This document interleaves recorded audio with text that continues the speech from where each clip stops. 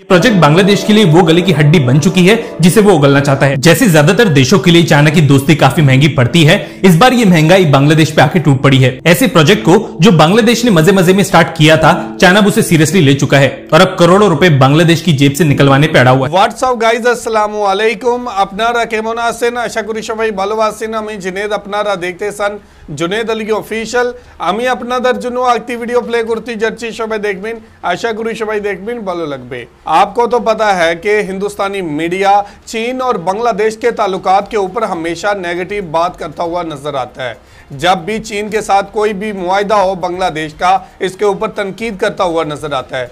लेकिन अब ये रिपोर्ट की जा रही है कि चीन ने बांग्लादेश को काफ़ी दबाव में लाया हुआ है, काफ़ी परेशान कर रहा है और बांग्लादेश के अंदर जो प्रोजेक्ट लगाए जा रहे हैं, इनसे बांग्लादेश भी परेशान है। भारतीय मीडिया का ये दावा है कि बांग्लादेश अब जाल में फंस रहा है। किस तरह चीन और बांग्लादेश के ताल्लुकात के बारे में हिंदुस्तानी मीडिया पे बात की जा रही है, आज इसी हवाले से वीडियो है।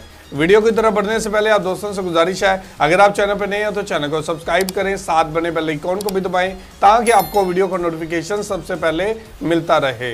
चलें वीडियो स्टार्ट करते हैं। जी है वी गो। जैसे ज्यादातर देशों के लिए चाइना की दोस्ती काफी महंगी पड़ती है, इस बार ये महंगाई बांग्लादेश पे आके टूट पड़ी है। ऐसे प्रोजेक्ट को जो बांग्लादेश ने मजे मजे में स्टार्ट किया था, चाइना उसे सीरियसली ले चुका है और अब करोड़ों रुपए बांग्लादेश की जेब से निकलवाने पे अड़ा हुआ है। प्राइम मिनिस्टर शेख हसीना ने 2014 में ढाका और चट्टोग्राम के बीच हाई स्पीड रेल नेटवर्क बिछाने की बात चाइना के सामने की थी, लेकिन किया गया ये मजाक बांग्लादेश को 93,350 करोड़ टका का पड़ने वाला था और इसी वजह से हवा में लिए गए इस फैसले से बांग्लादेश अब पीछे हटने लगा है। जो बांग्लादेश के साथ हो रहा है उसके बारे में बाद में बात करेंगे, लेकिन उससे पहले इस प्रोजेक्ट के बारे में थोड़ा सा ज्ञान ले लेते हैं। इस प्रोजेक्ट को government to government public private partnership के अंतर्गत पूरा किया जाना था और बांग्लादेश इस प्रोजेक्ट के लिए कई सालों पहले चाइना की CREC यानी कि चाइना रेलवे ग्रुप लिमिटेड को चुन चुका था। बांग्लादेश के दिखाए सपने की वजह से इस प्रोजेक्ट का सर्वे और फिजिबिलिटी स्टडी ऑलरेडी चाइना पूरी कर चुका है और जिसके लिए चाइना की CREC ऑलरेडी करोड़ों रुपए अपनी जेब से दे चुकी है। ढाका और चट्टोग्राम के बीच कुल दूरी 224 किलोमीटर है, जिसे तय करने में 6 घंटों का समय लगता है, लेकिन अगर ये प्रोजेक्ट पूरा हो जाता है तब ये दूरी केवल 55 मिनट में पूरी की जा सकेगी।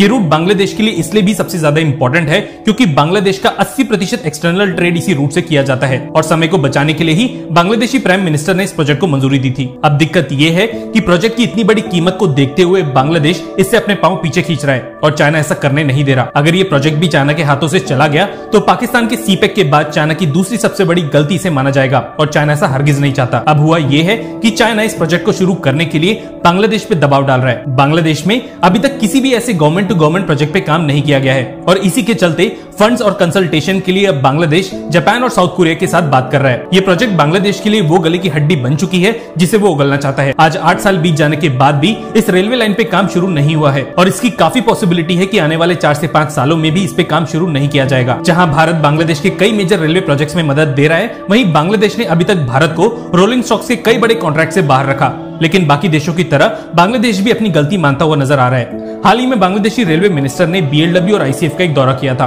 और भारत से नए लोकोमोटिव्स और रेलवे कोचेस खरीदने के संकेत भी दिए हैं। 2004 से पहले तक भारत के लिए मॉडर्न मेट्रो रेक्स की मैन्युफैक्चरिंग एक सपना ही था, लेकिन आज फॉरेन मैन्युफैक्चरर्स के अलावा BEML, ICF और टीटागढ़ जैसी भारतीय कंपनीज न केवल इन रेक्स की मैन्युफैक्चरिंग पूरी तरह से भारत में करती हैं, बल्कि इनको एक्सपोर्ट करने का दम भी रखती हैं। हमारा मानना है कि 2024 के बाद बुलेट ट्रेन की भारत में मैन्युफैक्चरिंग भी एक सपना नहीं रहने वाला। भारत ने हमेशा न केवल नई टेक्नोलॉजीज को अपनाया है बल्कि उन्हें बनाने में महारत भी हासिल की है और बुलेट ट्रेन के मामले में भी ऐसा ही होने वाला है। ये हम इसलिए बोल रहे हैं क्योंकि हमें लगता है कि आगे चल के बांग्लादेश जैसे डेवलपिंग देशों में ऐसे प्रोजेक्ट्स के लिए भारत चाइना जैसे देशों को टक्कर दे सकता है। जो हमारी बात से बिल्कुल भी सहमत ना हो वो ना लिखने के बाद अपना रीजन जरूर दें और जो सहमत हो वो हाँ लिख के हमें जरूर बताएं। तो जी ये थी वीडियो और आपने देखा कि अब हिंदुस्तानी मीडिया ये बात कर रहा है कि 8 साल गुजरने के बावजूद ये प्रोजेक्ट शुरू नहीं किया गया। ढाका और चिटागोंग के दरमियान में चलने वाली जो पटरी बिछाई जानी थी ट्रेन के लिए, अब उसके ऊपर काम नहीं हो रहा और चाइना अब दबाव डाल रहा है बांग्लादेश के ऊपर कि इसके ऊपर अब पैसा लगाया जाए। अब बांग्लादेश क्यों पैसा लगाएगा? ये तो इन्वेस्टमेंट अगर चाइना ने करनी है तो चाइना ही पैसा लगाएगा। अब हिंदुस्तानी मीडिया ये बात कर रहा है कि अब बांग्लादेश पीछे हटना चाहता है इस मुआहदे से और चाइना अब उसके ऊपर दबाव डाल रहा है। और बांग्लादेश की ये मिसाल दी गई है कि बांग्लादेश के जो रेलवे के मिनिस्टर है उन्होंने हिंदुस्तान का विजिट किया था, हिंदुस्तान की ट्रेनों को पसंद किया है और आने वाले टाइम पे हो सकता है कि बांग्लादेश के मिनिस्टर हिंदुस्तान से वो ट्रेनें खरीदें। और ये भी बात की जा रही है कि आने वाले टाइम पे हिंदुस्तान बुलेट ट्रेन भी बना लेगा। हिंदुस्तान तो तरक्की कर लेगा, हिंदुस्तान सब काम कर लेगा, लेकिन बांग्लादेश को नहीं करने देगा। कोई भी बड़ा प्रोजेक्ट हो उसके ऊपर या तो हिंदुस्तान तनकीद करता हुआ नजर आता है या फिर उसके ऊपर तकरीबकारी करने की कोशिश करता है, या तो मीडिया के जरिए प्रेशर डालने की कोशिश करता है या मीडिया के जरिए डराने की कोशिश करता है, जिस तरह अब किया जा रहा है कि चाइना बांग्लादेश को दबाव में ला रहा है, बांग्लादेश को धमका रहा है कि इस प्रोजेक्ट को शुरू किया जाए।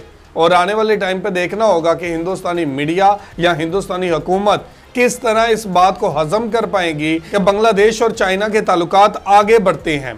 और हिंदुस्तानी मीडिया अब ये बातें हजम नहीं कर पा रहा कि बांग्लादेश और चाइना दोस्ती में इतना आगे निकल रहे हैं कि पाकिस्तान के सी पैक के बाद बांग्लादेश के अंदर ये मेट्रो ट्रेन का काम दूसरे नंबर पे सबसे बड़ी इन्वेस्टमेंट है चाइना की तरफ से, जो साजिश ना तो पाकिस्तान को नजर आती है ना बांग्लादेश को नजर आती है, और वही साजिश हिंदुस्तानी मीडिया को नजर आती है। हिंदुस्तान खुद तो ताल्लुकात को बेहतर नहीं बनाता चाइना के साथ, लेकिन दूसरों के ताल्लुकात को भी बेहतर नहीं रहने देना चाहता। ये थी आज की वीडियो। आप इस वीडियो के बारे में क्या कहना चाहते हैं ज़रूर कमेंट करके हमें बताइएगा। बहुत शुक्रिया।